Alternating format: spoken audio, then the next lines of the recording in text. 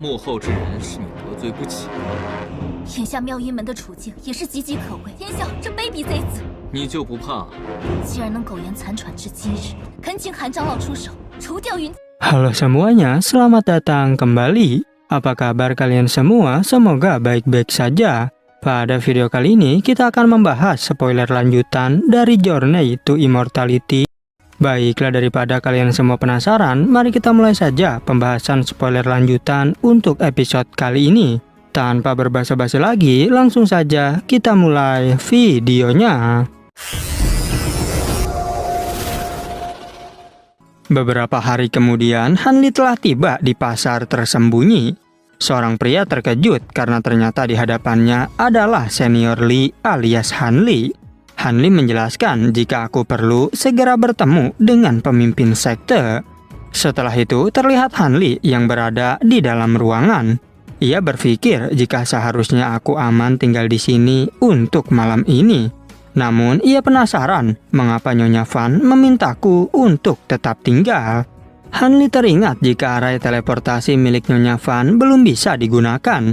Karena tanpa batu spiritual mereka tak dapat membuatnya.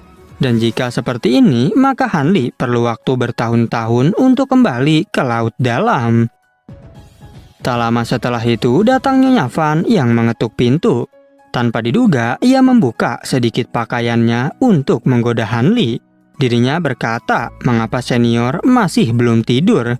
Dan sepertinya Anda sudah tahu jika aku akan datang ke sini.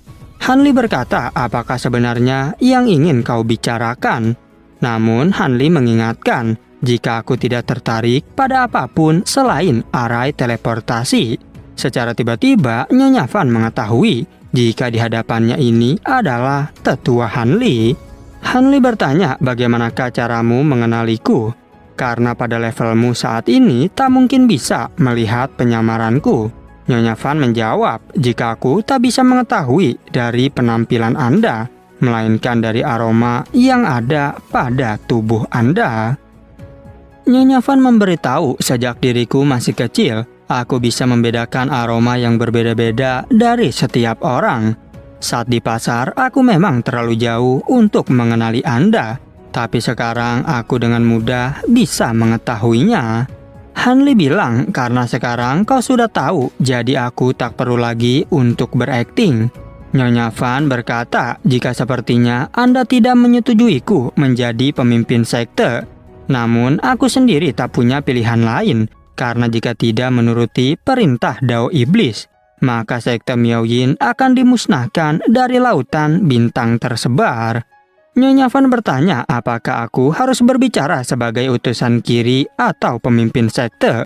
Hanli menjawab, jika aku tak peduli siapapun yang menjadi ketua sekte Miao Yin.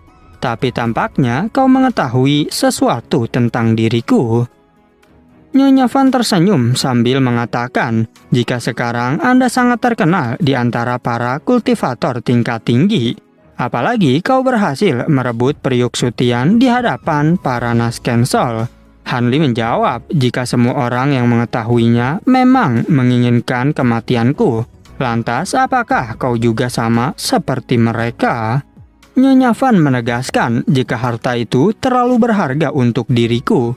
Apalagi aku yang berada di Foundation Establishment tak mau menjadi sasaran. Lalu Hanli bertanya lagi, apakah ada rumor lain tentang diriku? Nyonya Van memberitahu jika beberapa orang berpendapat bahwa Anda adalah iblis serangga yang telah membunuh banyak kultivator. Dan jika gelombang binatang tidak terjadi, maka aku takut banyak kultivator yang membuat aliansi untuk memburu Anda. Hanli dengan santai bergumam, oh ternyata adalah rumor yang itu.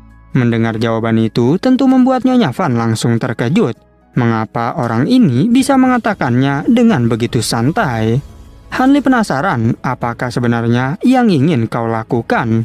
Nyonya Van menjawab, jika aku ingin meminta Anda untuk membunuh tetua Tian Xiao. Namun Hanli penasaran, bukankah dia adalah orang yang mendukungmu? Tapi Nyonya Van menjelaskan jika aku malu dengan tindakan yang telah kulakukan. Bahkan jika bukan karena teknik rahasia dari sekteku, maka aku ragu bisa menjadi seorang pemimpin. Nyonya Van juga memberitahu jika sekarang hidupku dalam bahaya karena Yun Tianxiao berusaha mengambil teknik rahasia milik sekteku, sehingga jika senior berhasil menyingkirkannya, maka aku akan memberikan sebagian kekayaan yang dikumpulkan oleh sekteku selama bertahun-tahun. Tak hanya itu saja, semua kultivator wanita juga akan menjadi milikmu. Lalu Nyonya Van kembali menggoda Han Li dengan mendekatinya. Tetapi Han Li bilang jika aku tidak tertarik dan ia menyuruhnya untuk silakan pergi. Nyonya Van menjadi sangat terkejut mendengar perkataan itu. Sementara Han Li berpikir jika para kultivator Naskensol sedang mengejarku. Apalagi sekarang Feng Xi juga ingin membalas dendam. Sehingga Han Li tak akan tertarik walaupun dia menawarkan seluruh sekte Miao Yin. Nyonya Van segera memohon agar senior Han mau membantunya. Dan ia berjanji jika Anda mau membantuku, maka aku akan berusaha untuk mengirim Anda ke Laut Bintang Dalam. Setelah mendengar perkataan itu, Han Li pun setuju untuk membantunya. Lalu 2 hari kemudian, Han Li telah tiba di sebelah barat pulau. Di sana, para murid memberikan penghormatan pada Nyonya Van. Seorang anak buah Tianxiao bertanya, mengapa Anda membawa orang luar? Tapi Han Li langsung membunuhnya dalam sekejap. Lalu ia menyuruh mereka untuk menyingkirkan jasadnya. Para murid sangat senang melihat kultivator hebat berada di pihak mereka. Bahkan mereka bilang jika rayuan Nyonya Van memang luar biasa. Namun Nyonya Van merasa kesal karena Han Li tidak tertarik kepadanya. Hanya dalam beberapa saat, Han Li sudah membantai para anak buah dari Tianxiao, yang menurut para murid jika orang ini benar-benar sangat kejam. Berbeda dengan Nyonya Van yang merasa senang melihat hal tersebut. Nyonya Van berkata bahwa kekuatan Anda sudah menjadi luar biasa. Han Li menjawab jika itu memang benar, karena sekarang musuh seperti ini tak akan berarti apapun bagiku. Han Li bertanya, lantas apakah ini adalah arai teleportasi yang kau bicarakan? Nyonya Van menjawab, yang tersisa hanyalah menempatkan batu spiritual. Maka setelah itu teleportasi ini siap digunakan. Ia juga memberitahu tempat tujuan teleportasi ini dijaga oleh sekte Dao Iblis. Namun Han Li tidak terlalu khawatir dengan hal itu. Karena selama bukan para Naskensol yang menjaganya, maka aku akan baik-baik saja. Han Li menyuruh Nyonya Van agar Master Arainya segera menyelesaikannya dengan cepat. Sebab setelah membunuh Tianxiao, aku ingin bergegas menggunakan teleportasi itu. Nyonya Van pun langsung melaksanakan perintah tersebut. Setelah beberapa hari menunggu, Han Li mulai berpikir, mengapa energi angin kekacauan belum juga menghilang? Mungkinkah Feng Xi berbohong ketika dia menjelaskan hal itu? Han Li ingin menggunakan serangga emas untuk memakannya. Tapi untuk saat ini, ia harus mengabaikannya lebih dulu. Meskipun dirinya merasakan hal buruk tentang ini. 5 hari kemudian, Nyonya Van mendapatkan pesan suara dari muridnya. Dia mengatakan jika kita punya masalah karena Tianxiao kembali bersama dengan Master Miao He. Yang hal itu tentu saja membuat Nyonya Van menjadi khawatir. Nyonya Van bertanya apakah yang harus kita lakukan, karena kita tak mungkin mundur setelah membunuh para anak buah Tianxiao. Namun Nyonya Van yakin jika Han Li memiliki rencana karena dirinya terlihat begitu tenang. Han Li menjawab jika ini terlalu beresiko karena Master Miao He adalah seorang Naskensol. Sehingga ia pun berniat untuk menghindari pertempuran secara langsung. Tetapi Nyonya Van memohon agar Han Li memikirkan rencana lain. Han Li merasa jika aku bisa lolos dengan mudah menggunakan sayap badai petir. Namun diriku tetap ingin menggunakan arai teleportasi. Lantas ia bertanya apakah hubungan Tianxiao dengan Master Miao He. Nyonya Van menjawab jika mereka tidak memiliki hubungan apapun. Sehingga jika Han Li membunuhnya, maka Master Miao He harusnya tak akan bertindak. Lagi pula, selama Tianxiao tidak meminta bantuan, maka dia tak akan terlibat dalam urusan kita. Han Li menyuruh Nyonya Van untuk membawa Tianxiao ke kamar sebelah. karena nanti aku yang akan membunuhnya dengan cepat. Sedangkan Nyonya Van harus bertugas untuk menenangkan Master Miao He. Nyonya Van pun mengerti dengan rencana tersebut. Sebelum pergi, Han Li bertanya, apakah kau akan memberitahu identitasku pada Master Miao He? Namun, ia mengingatkan jika orang tua itu tak akan cukup untuk menahanku. Sehingga jika aku menemukanmu lagi, maka kau harus merasakan akibatnya.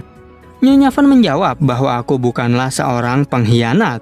Oleh karena itu, Anda tidak perlu khawatir, karena aku tak akan mengingkari janjiku. Nyonya Van yang menyambut kedatangan Master Miao He. Sedangkan Tian Xiao bertanya mengapa Yun Qin tidak melayanimu. Nyonya Van menjawab jika bocah itu membuatku kesal, dan ia justru malah melayani seorang kultivator yang menukarkan batu spiritual. Nyonya Van menjelaskan jika mereka sedang berbicara di kamar sebelah. Mendengar batu spiritual membuat Tian Xiao menjadi sangat antusias. Oleh karena itu, ia meminta izin pada Master Miao He untuk pergi ke sana. Dirinya juga berjanji akan memberikan pelajaran pada Yun Qin. Tian Xiao kemudian berjalan menuju ke sebuah ruangan, dan ia mencoba untuk memperkenalkan dirinya. Tapi ternyata ia terkejut karena di sana sudah ada Han Li. Ia bertanya siapakah kau dan di mana Yun Qin berada. Namun Han Li dengan tatapan dingin berkata, jika kau lama sekali, dan apakah kau sudah lupa tentang diriku? Oke, cukup sekian, terima kasih untuk video kali ini dan sampai jumpa di video berikutnya.